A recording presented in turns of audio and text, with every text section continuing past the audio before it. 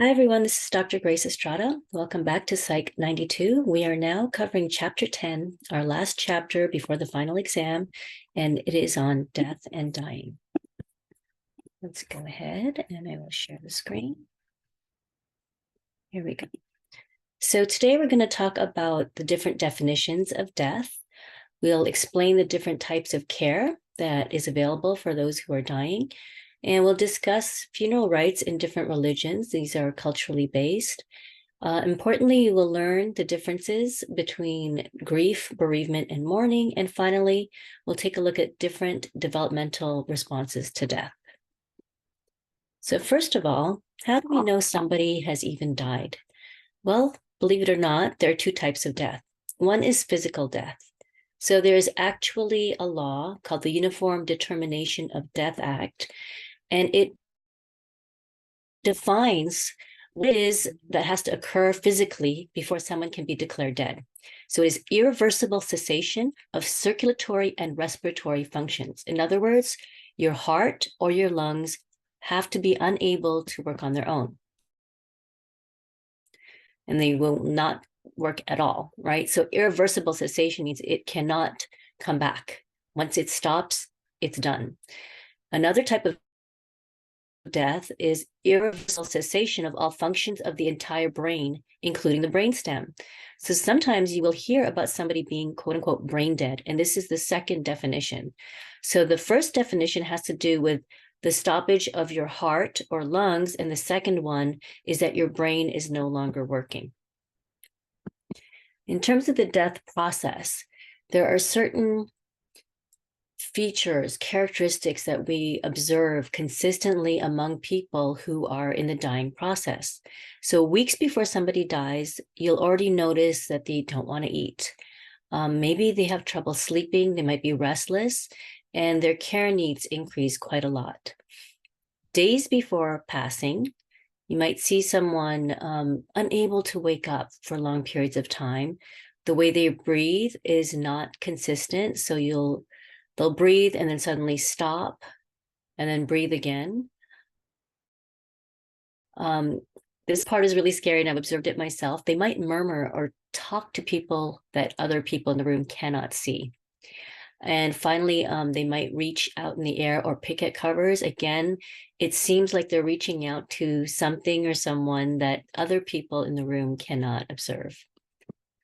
Days to hours before passing, their organs are pretty much shutting down. So it's almost as if they're in a coma. They can't swallow. So this is when it's really kind to have those sponges of water and just kind of moisturize their mouth. Their skin starts to look kind of bluish. It looks discolored because their circulation is starting to slow down and their breaths are shallow. Keep in mind those definitions of death, right? It's either cessation of the heart and lungs, which is why if you look at the days to hours before passing, you actually see those organs are shutting down. And that's why the heart, it isn't circulating the blood as much, and that's why the skin will become cold and discolored. And then the respiratory component, that's why the breaths are shallow. There's also, in addition to physical death, social death. So social death occurs usually in anticipation of somebody who is dying.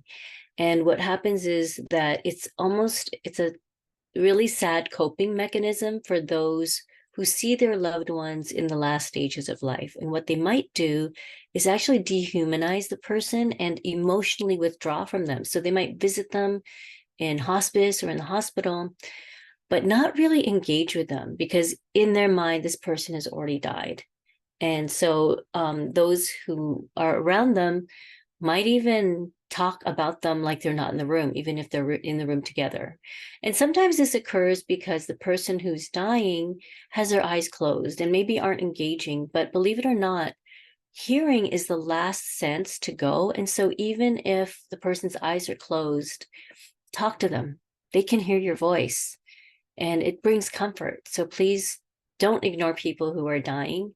You should talk to them. You should try to engage with them, sing to them, maybe read if you don't feel comfortable carrying on a one-sided conversation, bring something you want to read. A lot of people will read verses from a religious text like a Bible or Quran or something, and that brings comfort to both the person who's visiting and the person who's passing.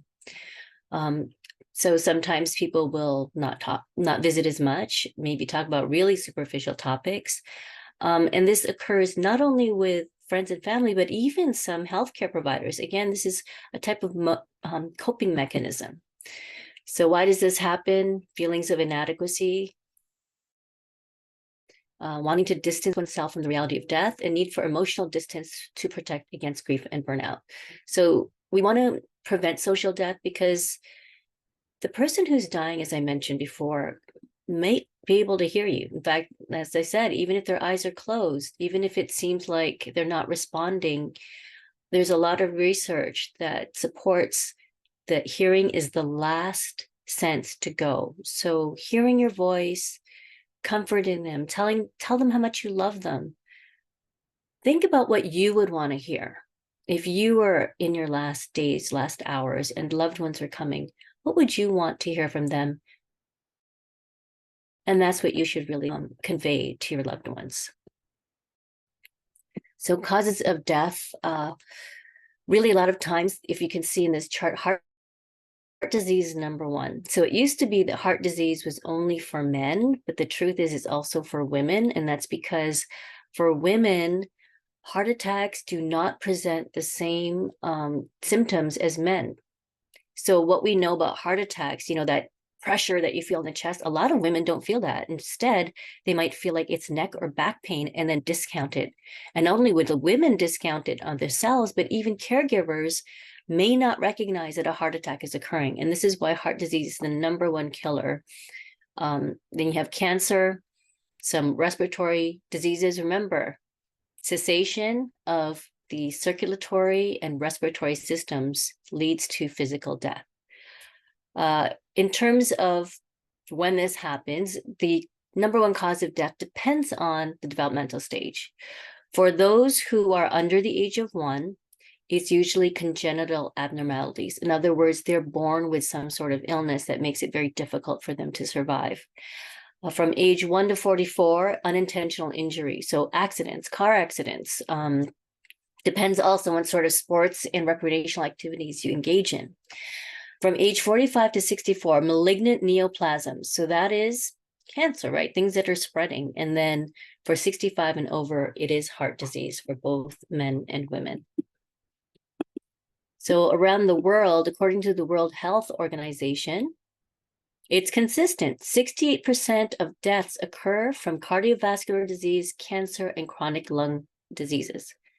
Similar, just like what we talked about with physical death, cessation of circulatory and respiratory systems. 23% come from communicable diseases. That would be COVID or the flu, something like that, where you're spreading it to each other. Neonatal means that's the baby's dying, and maternal mortality. So around the world, there is actually quite a high precedence of maternal mortality, meaning women dying in childbirth. And then you also have nutritional problems. So unsurprisingly, the number one place that people die are in a hospital. It makes sense, right? If you are suffering from cardiac or respiratory illness, you're going to end up in the hospital. If you are in an accident and you're severely injured, you're going to be taken to the hospital. So this is no surprise that a hospital is the most common place to die.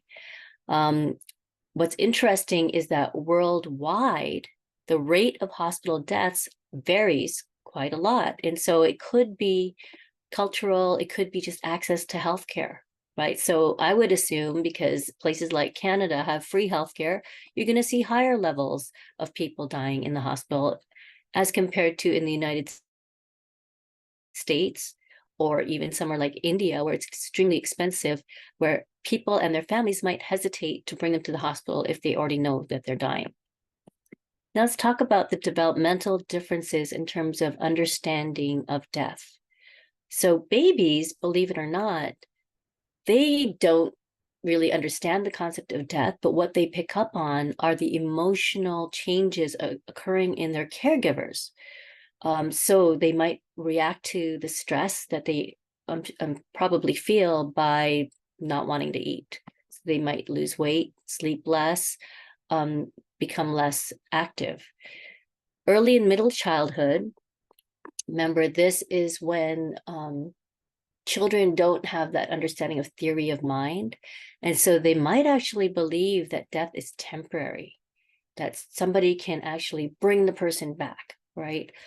Also, because of that pre-causal reasoning, they might think that they did something to cause the death by misbehaving or wishing it, or maybe even engaging in activities such as playing with somebody before they have a heart attack. They'll think they're the ones who caused the death. So that's, of course, very traumatic if that's the belief. By late childhood, children do understand that death is permanent and that happens to everyone. They still, instead of blaming themselves, they might think that the person died because that person did something wrong or that person deserved the death. And then when they experience a death, they might worry that close family members might also die. And then finally, in adolescence, their understanding of death is the same as adults. Because of their focus, that egocentrism, they might become preoccupied with death. But remember, there's that idea of the personal fable. So even if a close friend dies from a car accident because of the personal fable, it may not translate into them being more careful in the car, right? Because they feel like it's not going to happen to them, that, they're invulnerable. So they still might engage in risky behaviors, even if the death occurred to a peer or somebody close to them.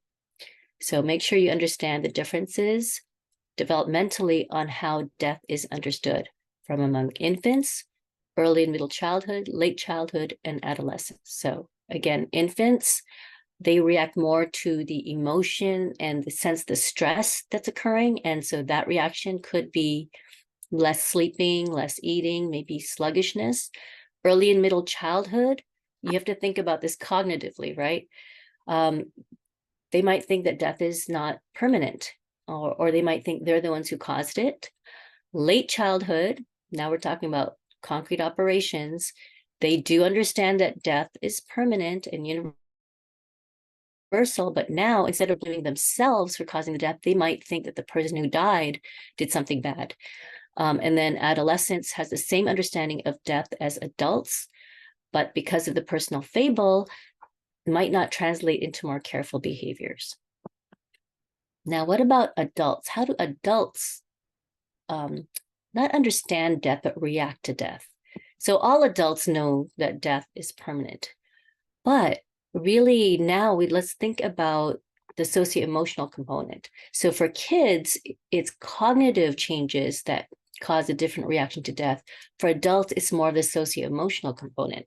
So early adulthood, they don't really worry about death because death seems so far away. They might think somebody who's in their 60s is really, really old, even though when you're in middle adulthood, it's not that old. So in early adulthood, very low death anxiety. Among the different stages of adulthood, people in middle adulthood have the highest rates of death anxiety. That's because let's think about the sandwich generation. People in middle adulthood tend to have children who are still dependent on them, who still need them. They also might be taking care of their parents. And so if they're worried that, oh, something happens to me, who's going to take care of mom and dad? That kind of idea. And late adulthood, they have the lowest rates of death anxiety. They know it's going to happen. Usually by late adulthood, you don't have people relying on you anymore. By late adulthood, you've also experienced death much more in terms of your peers, your relatives. You've gone through it. You've gone through the grieving and mourning. And now maybe it's more about how somebody will die or what they're going to leave their loved ones. So people who are in the last stages of life have choices in terms of the kind of care that they want to receive. So curative and palliative care. Curative, think about what word is in there, cure. So the idea with curative care is that you want to overcome whatever it is that's causing you to be sick. So maybe if you had a heart attack, You want curative care, you're going to get a stent, you're going to get a medication to help you, that kind of idea. The idea is to promote complete recovery. And depending on how far along somebody is in an illness, it might not be realistic. Palliative care, on the other hand, it's not just to promote complete recovery, it's also providing comfort and relief from physical and emotional care. Emotional pain. So curative care, because it's promoting complete recovery, let's say somebody has cancer, they might undergo really aggressive treatments like the chemotherapy and radiation therapy, which are by all accounts very unpleasant, extremely painful. So if somebody is looking at curative care, they're just going to look at the fastest way to recover. Palliative care, on the other hand, still wants to cure somebody, but now we're thinking also about comfort and relief. So usually curative care would be somebody younger and who might be able to handle the additional stress that an aggressive treatment might entail, whereas somebody who's a little bit older might opt for palliative care. So palliative care is not only for terminally ill people, but the focus is less on complete recovery, and you still want to cure the patient, but you're really keeping in mind physical and emotional pain and want to mitigate that as much as possible. Hospice care is the third type of care. In hospice care, there is no attempt at all to cure the underlying condition. So purpose of hospice care is to provide medical, psychological, and spiritual support. So they're looking to relieve medical, psychological, and spiritual pain. Has nothing to do with curing any kind of illness. So once you go into hospice care, understand that the only medication you get has to do with pain killing, right? So hospice care involves support not only to the patient, the person who's dying, but also to their family. And you can have hospice care in a hospital, or they have hospice facilities. So the whole idea is to make death as pain and anxiety free as possible. You cannot go into hospice care unless a doctor has determined you have less than 6 months to live. So in 2013, about 1.5 million people received hospice care. How much care you get, how long you can be in a hospice depends on your insurance. This is welcome to the United States, right? And there are a lot of cultural differences in feelings about hospice care. So remember, there is no attempt to cure. And so some cultures, some people might feel like going into hospice is essentially giving up. And in some ways it is, but it is really up to the family to make that decision. So here's a nice graphic that explains the difference between palliative care and hospice care. So palliative, you can still pursue a curative treatment. In hospice, you have to forego it, right? For both of them, the idea is still to improve the quality of life. It just depends on your perspective. Palliative care can be at any age, any stage of serious illness.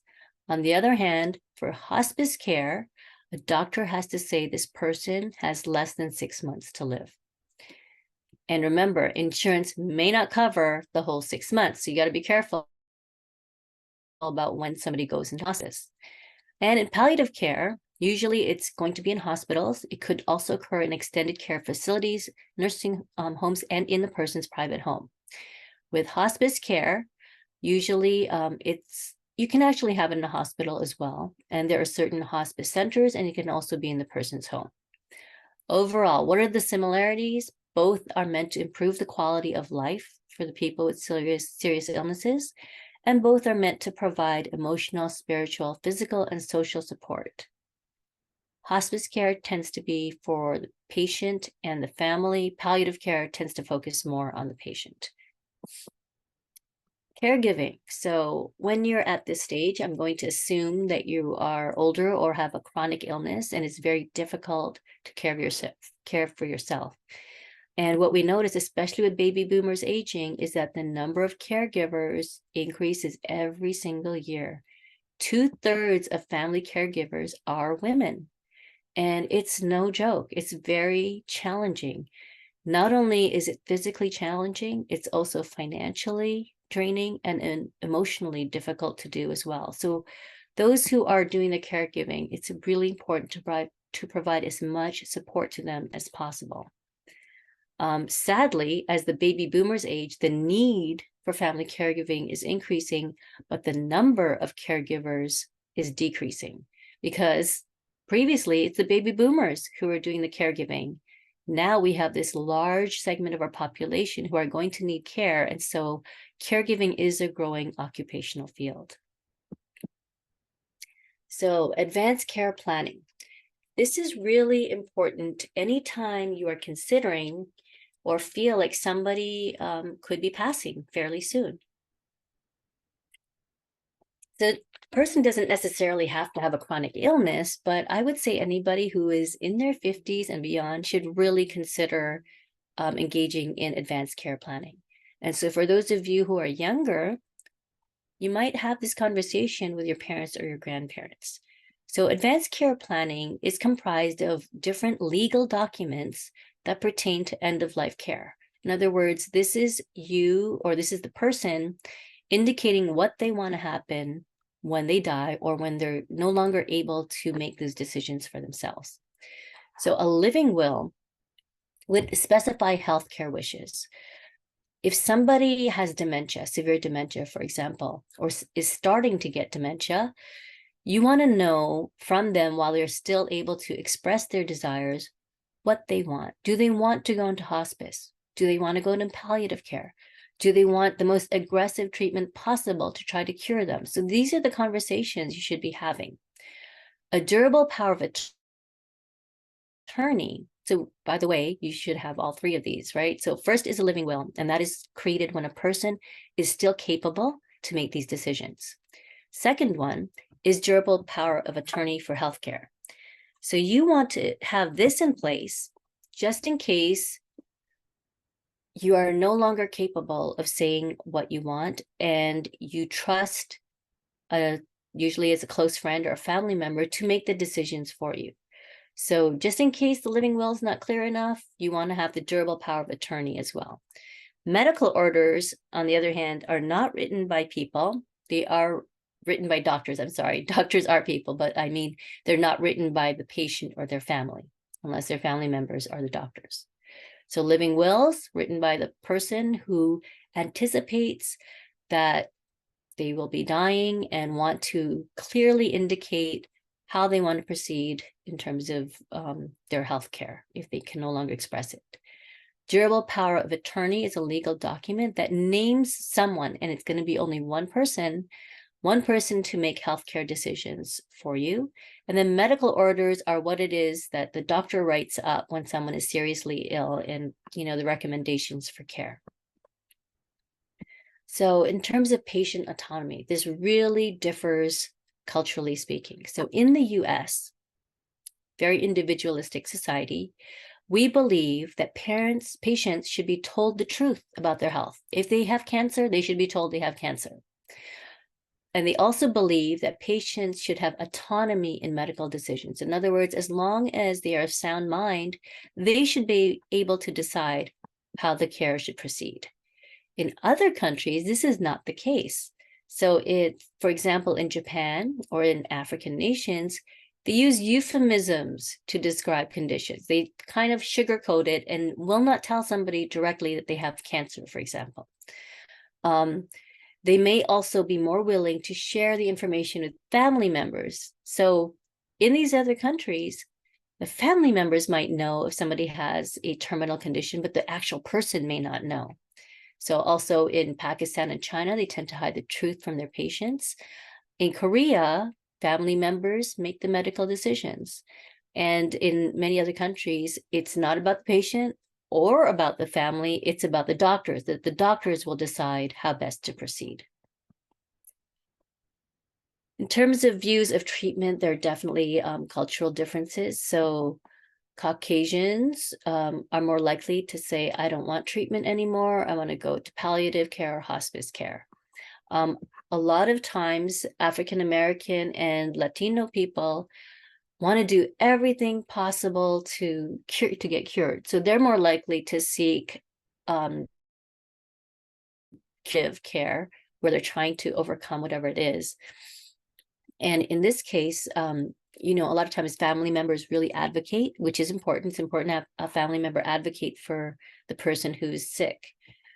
Hispanics are less likely to use the durable power of attorney. So this is cultural. So not only Hispanic, but some Asians also have been known to not want to name one person, because if you name one person, other people who weren't selected might be offended or hurt that you didn't choose them. And so that's why there's sort of that sense of not wanting to hurt those who are our loved ones. So it's interesting, different views of treatment. Okay, euthanasia. That term has to do with when somebody intentionally ends their life because they have a terminal illness or severe disability. So it's quite nuanced from suicide, right?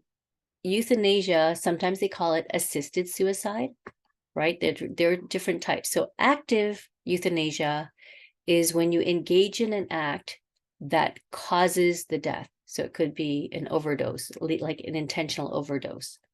Physician-assisted suicide is when a physician is the one who prepares the concoction for this person to die. So in 2016, that was allowed in 6 states. I will have to look up how many are allowed. I think there are many more states allow it now. Passive euthanasia is when you withdraw life-sustaining support. So if somebody is on a life support system and the family decides to turn off the machine, that can be considered passive euthanasia. Really differs culturally in how people feel about this. Some people consider it, you know, giving somebody the integrity to die how they want to. Other people might consider it murder.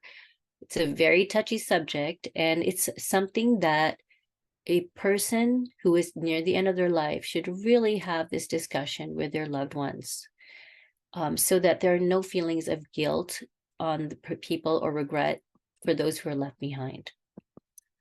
All right, let's go into religious practices. This is really interesting, a lot of variation.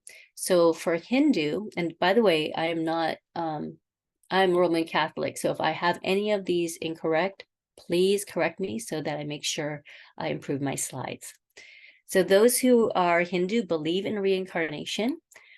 So they want to have the funeral occur quickly. They don't want the person's corpse to rot, in other words. The body is cremated, and the ashes, if possible, go into one of India's holy rivers. For the Orthodox Judaism, they wash the body and wrap it in a white shroud, put it in a plain wooden coffin.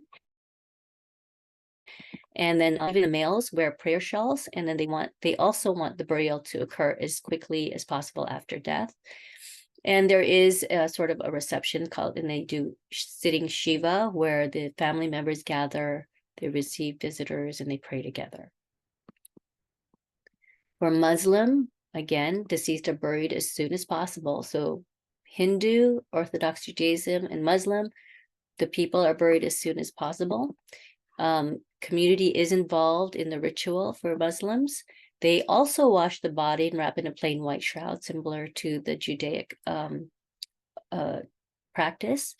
And prayers are said, followed by the burial. In this case, the body is placed directly into the earth without a casket, which is interesting because there is a movement toward that. It's almost like composting bodies, right? Because if you put a body in a coffin, you're actually delaying the ability for, you know, other creatures to benefit from the body. And if the positioning is important for Muslim, you position the person on the right side facing Mecca and Saudi Arabia. Roman Catholic, if you know somebody is dying, you would call a priest to come and anoint the person. It's one of the sacraments, and essentially pray over them, give them final communion, and provide that spiritual, you know, comfort. With Roman Catholic, it is not necessary to bury the person as soon as possible. So there's a lot of rituals that happen. You might have a wake, a mass, and a burial. So all three, could be 3 stages. You often give people time to come and view the body before the burial and give them time to provide comfort to the family and pay their respects. All right, so now let's talk about the differences between grief, bereavement, and mourning. So all of these are related. Grief is just your reaction to a loss. You can grieve many different things. You can grieve the loss of a relationship, for example. You can grieve doing badly in school. So basically, is just a reaction to a loss. Bereavement is a time period. Bereavement is the period after a loss during which grief and mourning occurs. So grief is a process. Bereavement is a time period. How long somebody is in bereavement depends on how close they were to the person and the circumstances. Oftentimes, if the death is sudden and unexpected, then the bereavement would be longer. Mourning is also a process, and that's when you're adapting to the loss. So you grieve first because you're reacting to the loss, and then you go through mourning when you're adapting to that loss. And the period of mourning, again, varies greatly. Really influence cultural belief, practice, and rituals. So what you grew up with seeing in terms of how your loved ones responded to a death will greatly influence how you respond as well. So grief, again, is a process, and that is the process that occurs when the loss happens. Mourning is also a process. This is kind of part two. Now you are adjusting to not having that person in your life anymore. Bereavement is the time period in which grief and mourning occur. So typical grief reactions. Well, when you lose a loved one, you are going to respond in many ways. So there is the mental component, physical component, and socio-emotional component. Physically, you might actually feel numb, right? You can feel numb physically and emotionally. So you might be angry, depends on the situation. You may feel guilt that you didn't spend more time with that person. You might be worried, and sadness and despair are also very, very common. Physically, it might manifest itself by not being able to concentrate, might have problems sleeping or eating. You might even no longer have pleasure from things you used to enjoy. And you might, and the grief, depending, if you don't express your grief, it might manifest itself as illness. Usually when somebody's grieving, it's about 6 to 10 weeks. Again, it varies on how close somebody is. If the grief lasts longer than that, it might you might seek professional help because it might be going into depression and more serious reactions. So different types of grief. Complicated grief is what happens usually when the reaction is not just sadness, but a lot of anxiety. It could be that more than 6 weeks, the person just can't accept it. They might be preoccupied with the person, maybe constantly looking at a picture, and maybe just feel like they can't live without that person. So with complicated grief, this can last 6 months or longer. Obviously, that's much longer than the 6 to 10 week range. And so it's important to monitor people who are experiencing loss in case they need some professional help. Usually complicated grief occurs with a traumatic loss. So a sudden accident or illness, something like that, where the person is gone before you even have a chance to express maybe how you feel about them. Anticipatory grief happens when a death is expected. So this is more common with older people, where you see them start to decline and you know it's coming, or somebody with cancer, for example. So this is sort of the survivors are preparing for that loss and grieving the loss of the person that the one used to be, right? So this can happen when you see somebody with severe Alzheimer's, where slowly the loved ones just see that the person who they used to be are no longer there, and that they can experience this anticipatory grief. People might feel guilt having that anticipatory grief, or especially if you see someone that you love suffering and you think, maybe it would be better for them to go rather than to suffer this way, that kind of idea. Disenfranchised grief occurs when the society, there's almost like a stigma about the type of death that occurred.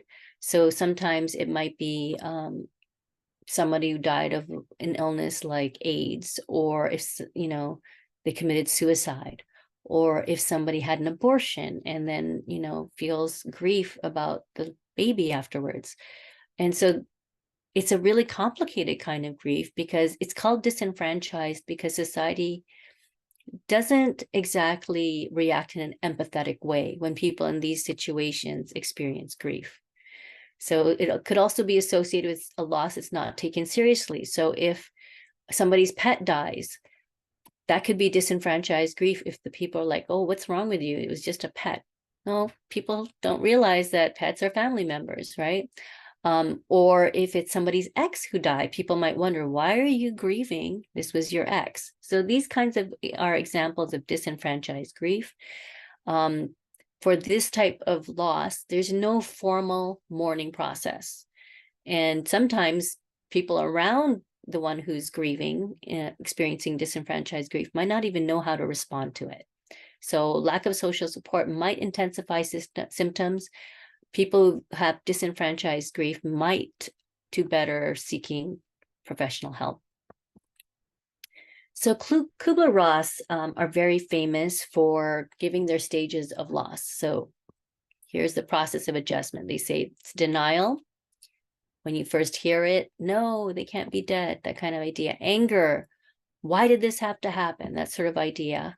Bargaining, they might pray to a higher spirit and say, if you bring them back, I promise I will go to church every day, that kind of idea. Then it's depression, feeling the loss and being very sad. And then there's acceptance. So it is really important not only to consider the person who is left behind, but when somebody's dying, people who are dying go through the stages of loss, because think about it, they are facing the loss of their life. And so the stages of loss is not only for those who are left behind when somebody's died, but also for somebody who's going through the process of dying. Some criticisms for this stages of loss is there isn't really a lot of empirical support to say it's valid. Knowing these stages might not help somebody adapt to the loss and to the pain. And also there isn't really a set timetable. It's also very possible that people will not go through every single stage. So it's not a universal experience, but this is just something that many people have discussed. This is Kubler-Ross's stages of loss. Another theory in terms of grieving is that there are two processes that go on. So first is loss orientation. So this is when you think about what you've lost, your relationship with the person, you miss them. And really the loss orientation is a process of looking back, remembering, thinking about things that happened before. Then you have restoration orientation. So now this is the component where you accepted they're gone. What are you going to do with your life now? So it's a focus on reestablishing your roles and activities, looking forward. So loss orientation is looking back, thinking about what you no longer have. And restoration orientation is now you're accepting what happened, and now how do you move forward? So somebody who's in bereavement could go back and forth. It's not linear. It could be a very iterative process, depending especially on how close they were to the person who died. Grief. So I've been talking a lot with the assumption that the person who's dying is somebody who's older, like maybe a parent. But there are other losses. For example, when somebody loses a child, this is one of the most painful experiences anyone can have, especially because it's not expected. You expect your children will outlive you. You do not expect to outlive your children. And so bereaved parents have a much higher risk actually of mortality physical and mental health problems. It's really difficult to get over this kind of loss. 8% of bereaved mothers attempted or committed suicide within 6 months. Hard, like I said, it's very difficult to get over that. The type of grief, how intense the grief, it would vary based on age of child, how they died, and how often childhood death occurs in society. So fortunately, it's not that much here in North America, but in other countries, there could be very high mortality for children. Loss of a parent is considered more normative. Who has the most difficult time coping are unmarried sons. Also, it depends on the relationship they had with their parent, right? So if there were some problems in childhood, it could really complicate the reaction when the parent dies. So adults, if it's a mom or dad and their parent dies, so the grandparent dies, they might be so preoccupied with their own feelings that they don't think about their children. So again, remember, think about those developmental differences in terms of both how children react to death and also adults. Also, depends on how the parents are explaining the death. So if they use euphemisms like, oh, grandpa went to heaven, that kind of thing, it might confuse the children. And again, it depends on the comfort and developmental readiness of the child to understand the concept of death. So mourning occurs after somebody dies, and there's a lot of variation. So some workplaces don't give consistent leave policies. I mean, in other words, if you work for a nonprofit organization, as opposed to a corporation, they would have different policies, and even from one company to another. So when you get hired, it's really important to take a look at that so that you know what your rights are. Fortunately, I think with COVID, actually, that most companies are much more understanding of the need for kind of an emotional leave and give their employees time to adjust to the loss. A lot of times it's helpful to talk to other people. So support groups are really helpful.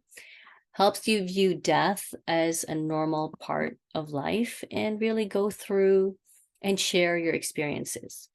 So so Kubler-Ross had the stages of death. Worden has these 4 tasks of mourning.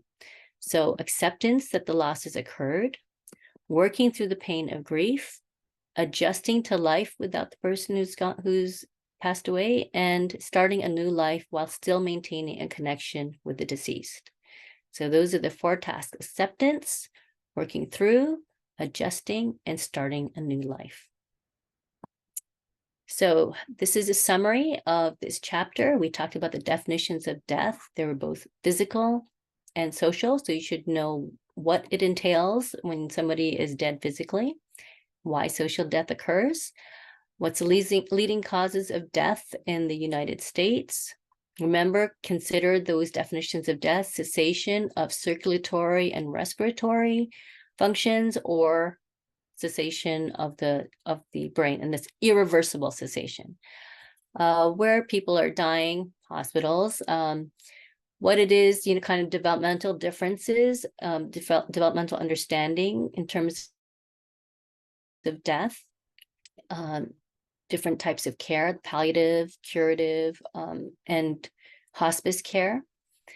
What are the different advanced directives? Remember, there were 3 of them. What are the cultural differences in end-of-life decisions? We talked about euthanasia, the funeral rites in different religions, know the differences between grief, bereavement, and mourning.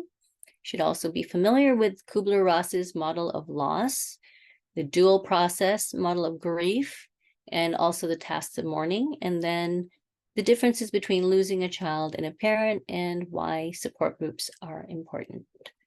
So thank you all for joining me. And I hope that everything was clear. And if you have any questions, please reach out. Bye-bye.